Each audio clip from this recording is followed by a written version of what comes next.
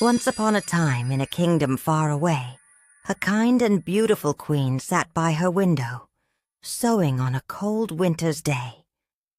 As she worked, she pricked her finger with the needle, and 3 drops of blood fell onto the fresh, white snow outside her window.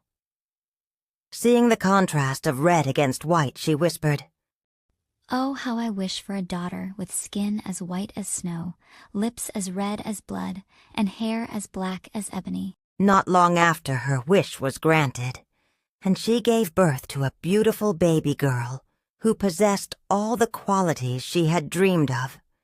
They named the child Snow White. However, the queen did not live long after her daughter's birth, and the king, though heartbroken, eventually remarried.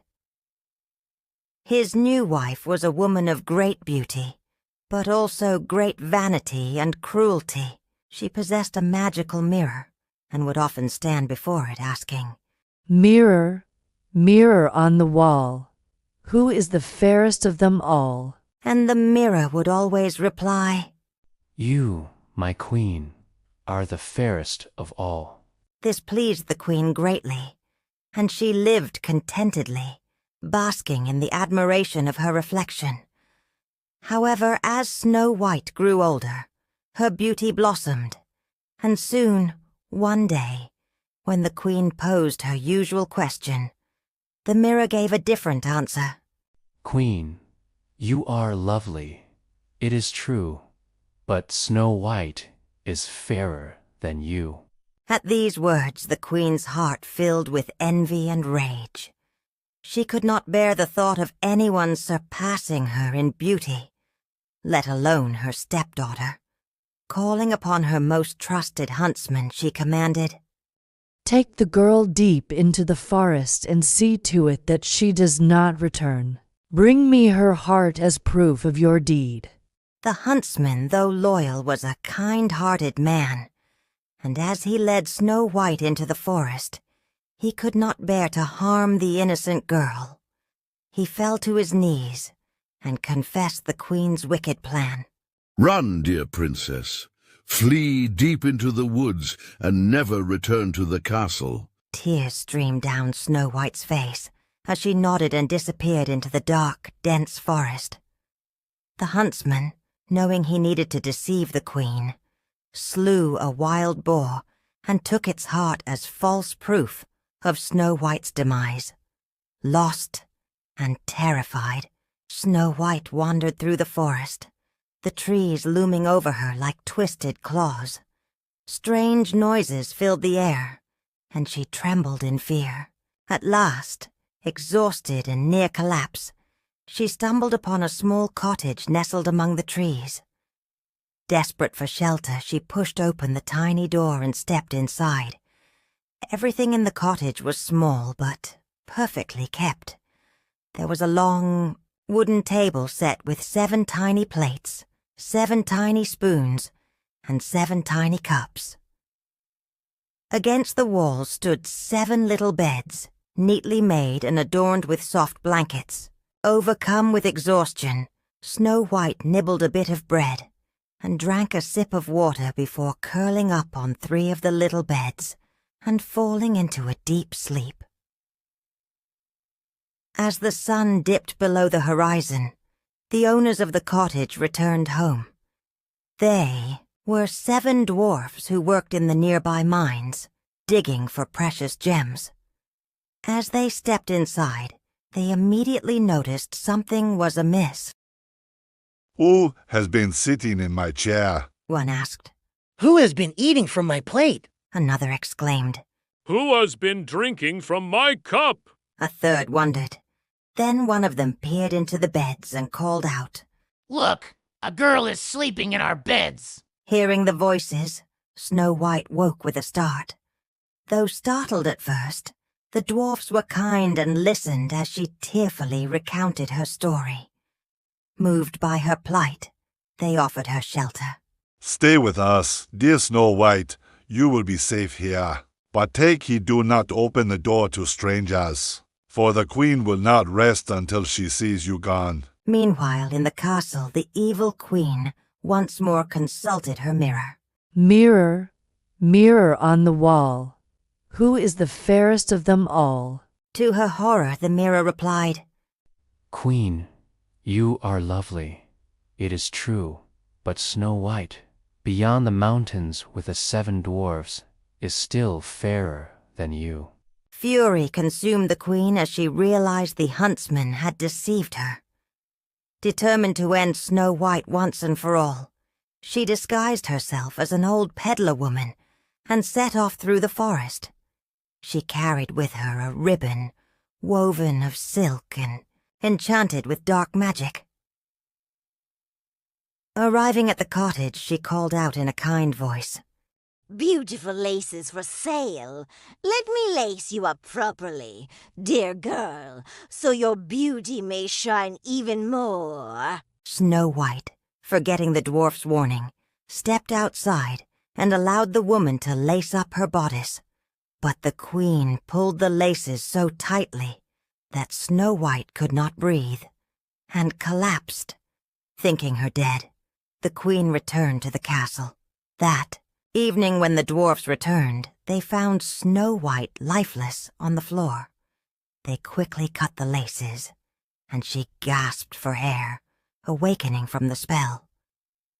The dwarfs begged her to be cautious and never to trust strangers again. But the queen did not give up. She returned to her castle and once more asked her mirror, Mirror, mirror on the wall, who is the fairest of them all? To her horror, the mirror replied, Queen, you are lovely, it is true, but Snow White, beyond the mountains with the 7 dwarfs, is still fairer than you. The queen was relentless. This time she disguised herself as a poor old woman selling fine combs. She hobbled through the forest until she reached the little cottage, knocking gently on the door. Come, dear child, see these beautiful combs. They will make your lovely hair shine like the morning sun. Try this beautiful comb, it will make your hair shine like silk. Snow White, taken in by the kind offer, allowed the woman to place the comb in her hair. The moment it touched her scalp, she fell into a deep faint, for the comb had been soaked in poison. The queen, thinking her mission complete, left with a wicked smile. Luckily, when the dwarfs returned, they discovered the comb and pulled it from her hair, reviving her instantly. After the evil queen returned to the castle and asked her magic mirror, she once again learned that the dwarfs had saved Snow White. Rage consumed her. Her final trick was her most wicked yet. Then I shall try again. This time she will not escape. She took a shiny red apple and coated one side with a deadly poison.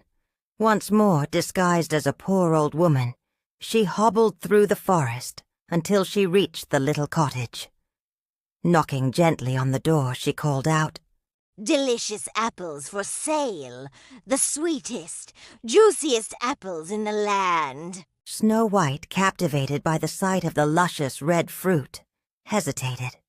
I cannot accept anything. The dwarfs warned me, she said. Oh, but look, the woman said, cutting the apple in half. I will take a bite from one side, and you can have the other. See, no harm at all.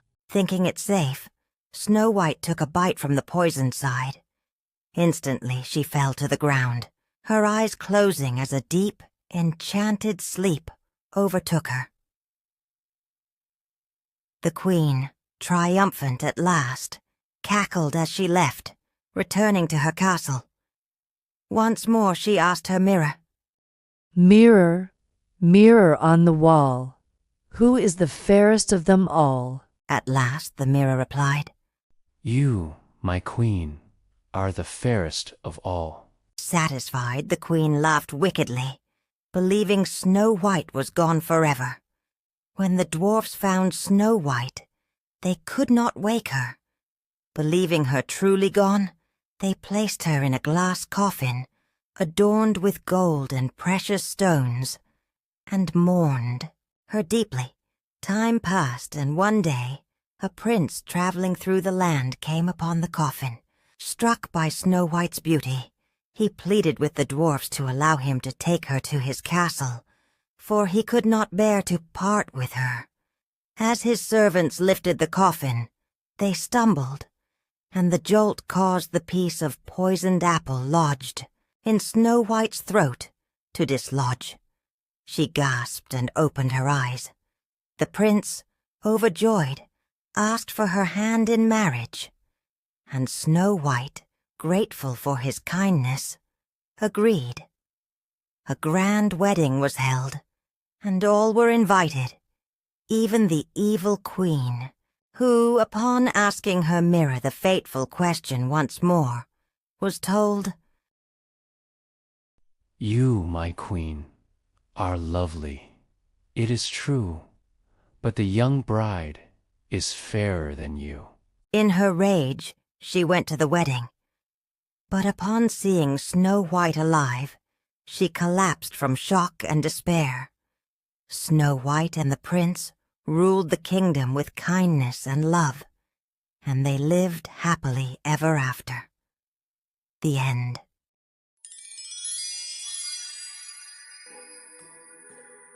Once upon a time, in a kingdom far, far away, there lived a beautiful young girl. She was known throughout the land for her kindness and grace. However, despite her inner goodness, Cinderella's life was far from easy. After her beloved mother passed away, her father remarried a woman who was cruel and unkind, and Cinderella was forced to live in a small, dusty attic in their large house. Her stepmother, Lady Tremaine, was a woman with a heart as cold as ice. She never showed Cinderella any kindness, and always found ways to make her life more miserable. Each day, she would assign Cinderella endless chores, making sure to remind her that she was nothing more than a servant in her own home. "Cinderella, have you finished scrubbing the floors? They must be spotless," Lady Tremaine said. "Yes, Mother, I'm almost done," Cinderella responded. The stepmother had 2 daughters, Anastasia and Drizella, who were just as unkind as her. The 3 of them made Cinderella's life a misery. Every day they would give her more work to do. She was always the one who cleaned the house, cook the meals, and take care of all the animals, including the cat Lucifer, who was a constant reminder of how little they cared for her. Mother, I need my dress ironed immediately, Anastasia said. "And my shoes polished, Cinderella. Hurry up," Drizella exclaimed. "Of course. I'll do it right away," Cinderella responded. But Cinderella did not mind the work.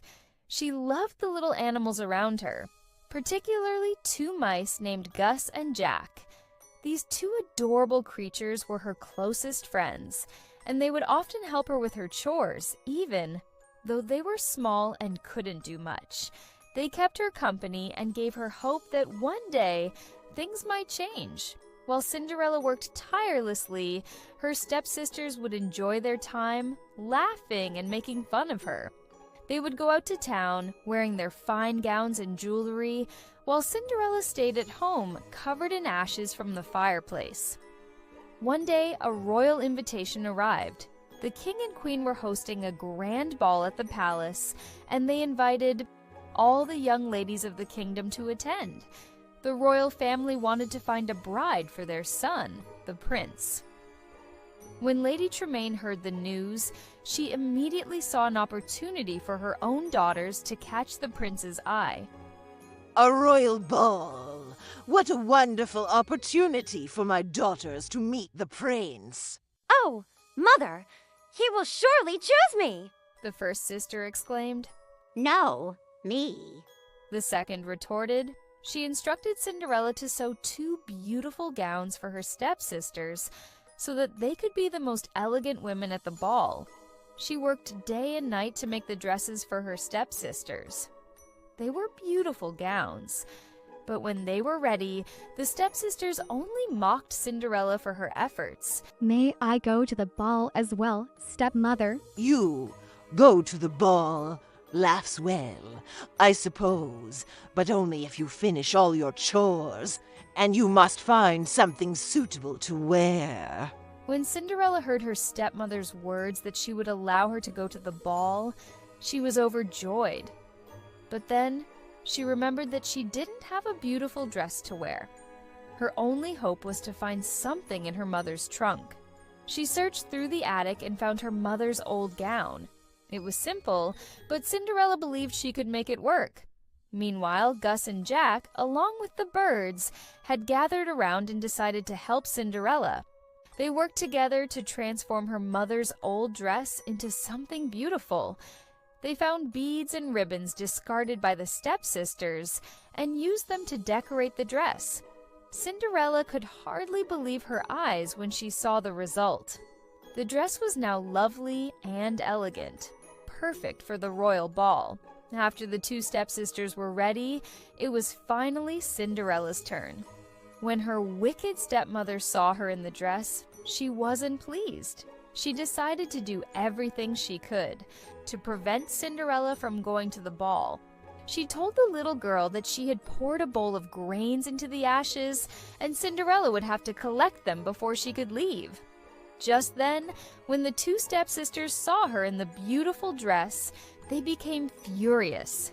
They ripped off the ribbons and beads, tearing the dress to shreds. Cinderella's heart broke as she watched them destroy the only thing that had given her hope. This was all I had, Cinderella whispered to herself, her voice breaking. Her tears fell, not just for the dress, but for the dreams that seemed to fade away with it.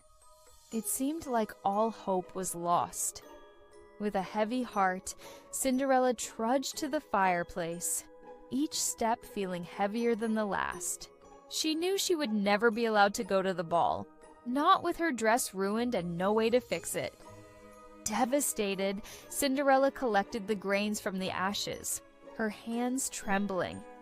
Tears began to fall down her face, for in that moment, she knew her dream of attending the ball was slipping away. At that moment, the fairy godmother appeared.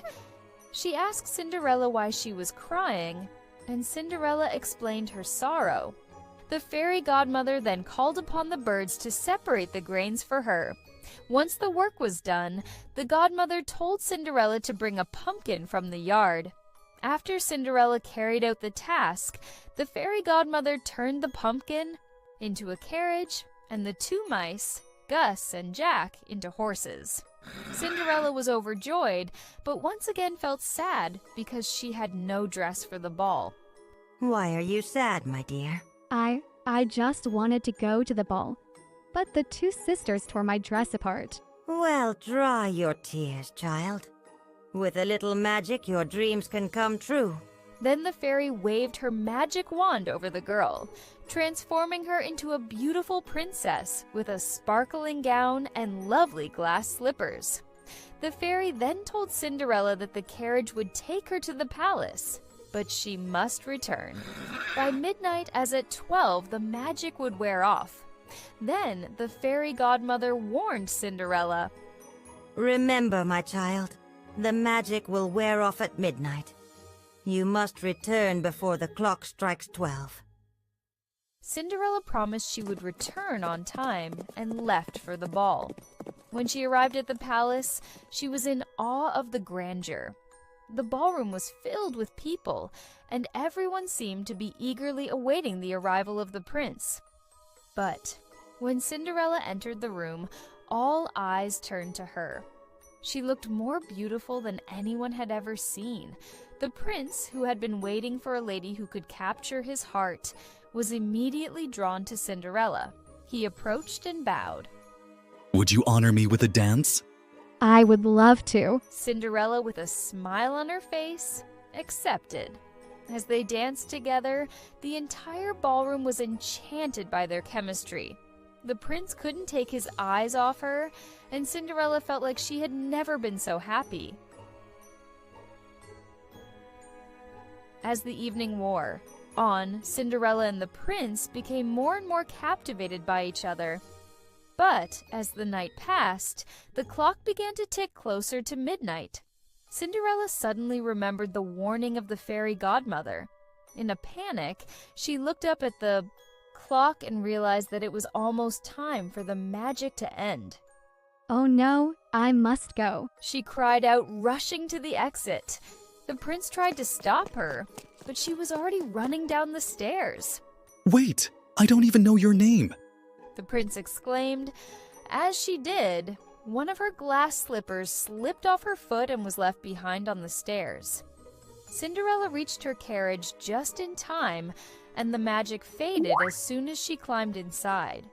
The prince ran after her, but she had vanished, leaving only the glass slipper behind. The next day, the prince set out to find the owner of the slipper. He went from house to house, trying the slipper on every young lady in the kingdom.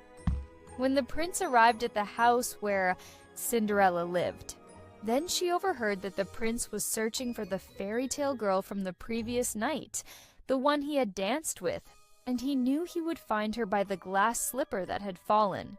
The wicked stepmother made both of her daughters try on the glass slipper. It fits! It must fit! No. Let me try again. But one daughter's foot was too small, and the other's was too large. The prince was confused, as this was the last house on his list of guests from his ball. Then, one of his servants whispered to him that the wicked stepmother had one more daughter. Then the prince insisted that they call the stepdaughter. Lady Tremaine didn't want Cinderella to even touch the glass slipper, but she couldn't do anything about it once the prince ordered to bring the girl. When Cinderella tried, on the slipper it fit perfectly. It is you, my princess. He took her hand and smiled. The prince was astonished and knew that he had found his true love. He took Cinderella by the hand and promised to never let her go. Lady Tremaine and her daughters were furious, but it no longer mattered. The young girl was finally free from their cruelty. The prince and Cinderella were married in a grand ceremony and lived happily ever after in the palace. Cinderella never had to work again, and she and the prince shared many happy years together. And as for Gus and Jack, they became royalty too, living in the palace and enjoying all the comforts they could have ever imagined. Once upon a time, there were 3 little pigs who lived happily with their mother in a cozy little cottage. But as they grew older, their mother told them it was time for them to set out into the world and make their own way. My dear children, you are grown now, and must each build a home of your own. But be wise and careful, for the world is full of dangers, and the big bad wolf is always lurking. The 3 little pigs hugged their mother goodbye and set off on their journey. As they walked down the road, they talked about their plans. The first little pig, who loved to play more than he liked to work, said, I will build a house quickly so I can spend my days having fun. I think straw will be the easiest to use. The second little pig, who was a bit more hardworking but still wanted to finish quickly, said, I will build mine out of sticks. It will be stronger than straw, but won't take too long to build. The third little pig, the wisest of them all, thought carefully. I want my house to be strong enough to keep me safe. It will take more time and effort, but I will build it from bricks. And so the 3 little pigs parted ways, each determined to build their home in their own way. The first little pig, eager to finish quickly and enjoy his time playing, gathered bundles of straw and hastily built his house. It was a simple structure, light and easy to construct, and in no time, he was done. Pleased with his work, he settled down to rest, feeling quite content, until he heard the heavy footsteps of the big bad wolf approaching. Little pig, let me come in. The wolf called. Not by the hair on my chinny chin chin, replied the little pig. Then I'll huff and I'll puff and I'll blow your house in, growled the wolf. The wolf took a deep breath and blew with all his might. The straw house collapsed instantly, and the little pig ran as fast as he could to his brother's house. The second little pig, eager to finish his home quickly, gathered a pile of sticks and built a small house. It was sturdier than the straw house, but still not very strong. Just as he was admiring his work, his brother came running, out of breath and frightened. Before they could even catch their breath, the big bad wolf appeared once more. Now, little pigs, let me come in, the wolf demanded. Not by the hair on our chinny chin chins, the two pigs shouted. Then I'll huff and I'll puff and I'll blow your house in, the wolf roared. He huffed and puffed, and the stick house came crashing down. The two little pigs squealed in fright and ran as fast as their legs could carry them to their older brother's house. Their little hearts pounded as they dashed through the woods, hearing the wolf's heavy footsteps behind them. The third little pig, being both wise and hard-working, had carefully built his house using sturdy bricks. He had spent days ensuring that every brick was securely in place, making the house solid and strong. When his frightened brothers arrived, he quickly let them inside, bolting the door behind them to keep them safe from the big bad wolf. The wolf's eyes gleamed with hunger as he licked his lips, ready to feast on the foolish little pigs. Soon, the big bad wolf arrived and knocked on the door. Little pigs, let me come in, he called. Not by the hair on our chinny chin chins, the three pigs replied together. Then I'll huff and I'll puff and I'll blow your house in, the wolf bellowed. The wolf took a deep breath and blew with all his might. But no matter how hard he huffed and puffed, the brick house stood firm. He tried again and again, but the house would not fall. Furious and desperate, the wolf decided to trick the pigs. Little pigs, I know where there's a fine field of turnips, he said sweetly. Shall I take you there tomorrow morning? But the clever third pig replied, Thank you, Mr. Wolf. Where is this field? At Farmer Brown's garden. I'll come by at 6 in the morning to take you there. The wise little pig got up at 5, gathered turnips, and was back home before the wolf arrived. The wolf was furious. Then the wolf tried again. Little pig, I know where there's a great apple tree, he said. Shall I take you there tomorrow? Where is it? asked the pig. In the orchard beyond the hill. I'll come by at 5 in the morning. But the little pig woke up at 4, gathered apples, and was back home before the wolf appeared. The wolf was angrier than ever. Determined to catch the pigs, the wolf finally said, Little pig, there's a fair tomorrow. Shall we go together? The pig agreed, but he went early, before the wolf arrived. At the fair, he bought a butter churn. On his way home, he saw the wolf coming up the hill. Quickly, he jumped into the churn and rolled down the hill. Seeing the strange rolling object, the wolf got so frightened that he ran away. Furious and humiliated, the wolf paced around the house trying to think of a way to get inside. Then he spotted the chimney and hatched a plan. If I can't blow the house down, I'll sneak in through the top, he thought with a wicked grin, but the wise little pig had been keeping an eye on the wolf. He quickly stoked the fire and placed a large pot of water over it to boil. Just as the wolf clambered onto the roof and squeezed himself down the chimney, the scalding steam rose to meet him. Yow! The wolf howled as he tumbled straight into the bubbling pot. With a desperate leap, he scrambled out and dashed into the woods, howling in pain and humiliation. From that day on, he never dared to bother the three little pigs again. The first 2 pigs grateful for their brother's wisdom and bravery, promised to work as hard as he had. They all lived together in the strong brick house, safe and happy, knowing that careful planning and effort always triumph over laziness and tricks.